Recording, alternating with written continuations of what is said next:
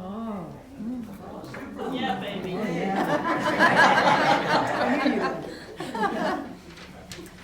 Our theme for March is wisdom.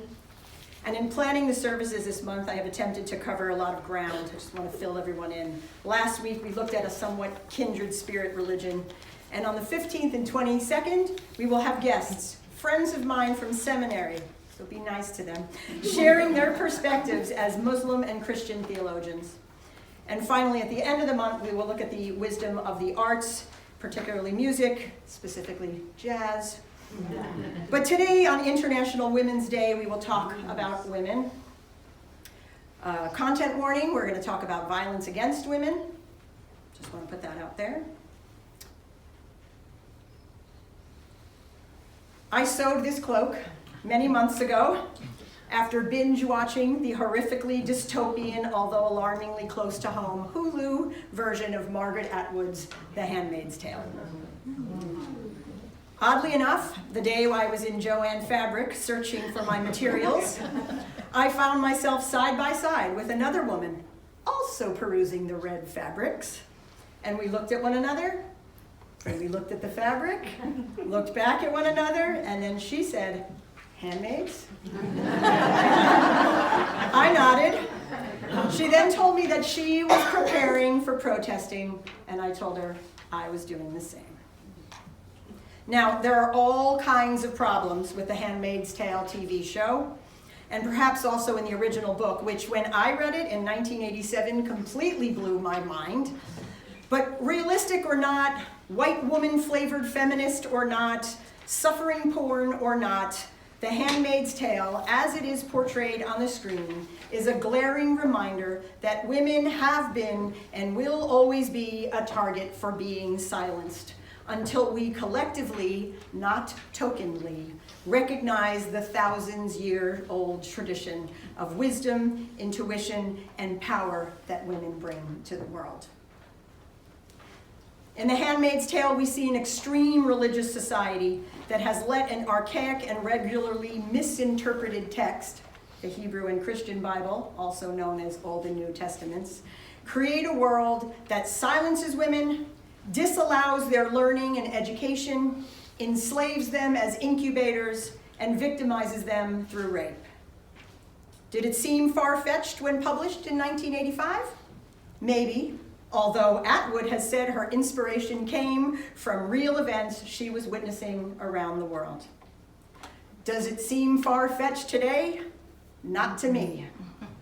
I have a sick joke I make when people ask me where my daughter Rafaela is going to college next year. I tell them St. Lawrence University, and then I say, I'm really glad she chose a place so close to the Canadian border. That way, when the United States becomes Gilead, she has a chance of escaping into Ontario. Funny, not funny. Yeah. When you watch The Handmaid's Tale, you have to ask, why such hatred towards women? Why? Actually, you can just turn on the news or open the Times and ask, why is this country, patriarchy, so threatened by women? Why has society, over time and into the present day, done all it could to silence the voices of women, especially those who are highly intelligent, eminently qualified, and able to articulate thoughtful plans to restructure society into something more just, equitable, equal, and humane? Why is it so that, in the words of Canadian social policy pioneer Charlotte Whitten, whatever women do, they must do twice as well as men to be thought half as good? And wear high heels. Here. And dance backwards. And heels. Whitten does end her quit with the line, "Luckily, this is not difficult."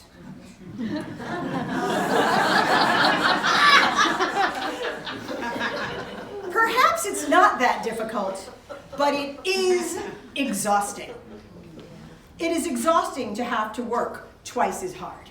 It is exhausting to not be taken seriously.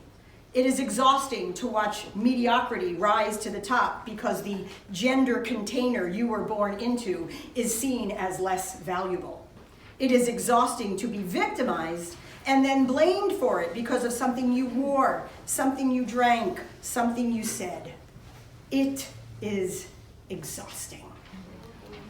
And what's that quote floating now? All the women in me are exhausted. And it all started somewhere. Women, as life givers, have always been a perceived threat. Well, actually, in many ancient cultures, the fact that women created life made them revered. They were valued the way the earth was valued. There are models of societies, few and far between, that are matrilineal or matriarchal, that value both, or rather all forms, because it's not necessarily binary, all forms equally. But at some point in time, a few thousand years ago, men who would bleed on battlefields and die started to ask the question, how is it that women bleed yet do not die? The fact that we seemingly overcame death every month and could also create and carry life must have been just too much for them to bear. In seminary, I was fortunate enough to encounter a doctoral student, now a PhD, Celine Lilly, very briefly, whose research on the Nag Hammadi scrolls, which are what they call the Gnostic writings found in the Egyptian desert in 1945, introduced me to two texts, On the Origin of the World and The Secret Revelation of John.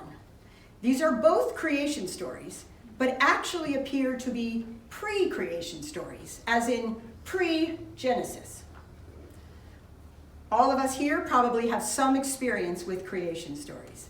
Every culture has them, and they are quite varied. The Onondaga Nation believes Earth came to be on a turtle's back.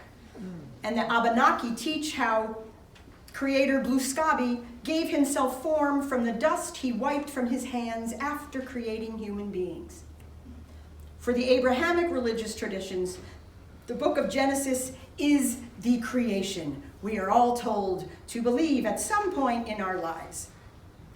Many of us, especially UUs, have vehemently questioned not just the story, but also the notion of why this particular story, this tale that was meant as an allegory, has stuck and still abides when there are so many more inclusive and evidence-based creation stories we could engage with. In any case, I was taught the whole Eve was made from Adam's rib story, right? And at seminary, then I learned that actually, prior to that passage in Genesis, God apparently makes both Adam and Eve at the same time from the earth, right? So right within the text, we see evidence disproving this hierarchical thinking, that man is superior to woman because woman was made from him. In that same biblical book, we also hear how Eve lured Adam to eat fruit from the tree of knowledge, thus the downfall of humankind. Eve, therefore, is not simply beneath Adam, but the cause of man's undoing. Guilty. But when Celine shared her writings with us, the story got even stranger. In her dissertation, which is now turned into a book entitled The Rape of Eve, Celine writes this. I'm just going to quote her. This episode in On the Origin of the World is as follows. Sophia sees Adam, created by the rulers of the world, abandoned by them and lying on the ground. He is unable to stand because he lacks a soul. So Sophia sends her daughter Eve as an instructor to help him arise. Eve goes to him and tells him to stand, and her word becomes manifest, and Adam arises. The rulers see that Adam is alive and that Eve is the one who has given him life. Then, jealous of her power, the rulers decide to rape her. They do this not only in an effort to defile her, but so that she will bear their children who will become their subjects. They also decide to place a sleep on Adam. in order to deceive him into believing that Eve came from his rib, to make her subject to him, and he lord over her. But Eve, knowing their plan beforehand, laughs at them, blinding them and leaving her body with Adam, while she herself enters the tree of knowledge. When the rulers recover, they see Eve's shadow and mistake it for her true self. They then rape her body in all manner of ways, including her voice, which spoke the truth and made words manifest. As a result of the ruler's rape, Eve bears their children, children who are subject to them, in that they are also children of ignorance. Despite the success of the ruler's plan, they are still fearful of Adam and Eve and worry that they will be conquered by them. So again, the rulers plot against them, telling Adam and Eve that they may eat from any tree in the garden except the tree of knowledge, the tree where the true Eve is. And if they dare to eat from that tree, they will die. When Adam and Eve are once again alone in the garden, the serpent comes to them. But here, the serpent is good, the wisest of all creatures.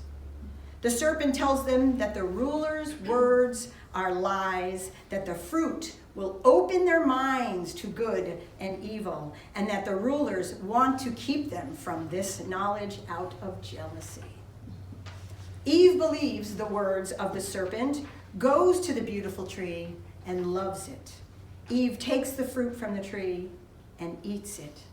Then she gives fruit to Adam, and he eats as well. With these acts of eating, they integrate what was lost through violence, enacted by the rulers, and become enlightened. In their enlightenment, they knew that, indeed, it was the rulers who were evil, and they also saw each other and loved one another. This is a very different story than what I learned in CCD.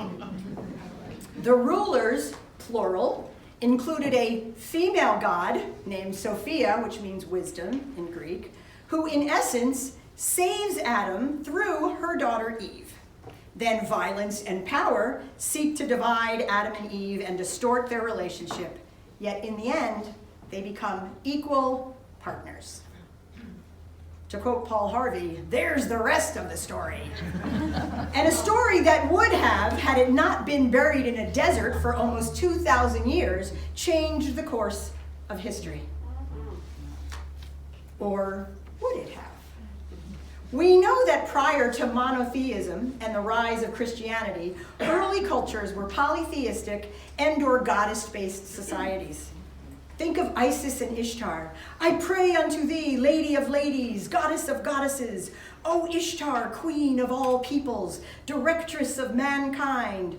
O Ernini, thou art raised high, mistress of the spirits of heaven. Thou art mighty, thou hast sovereign power. Exalted is thy name.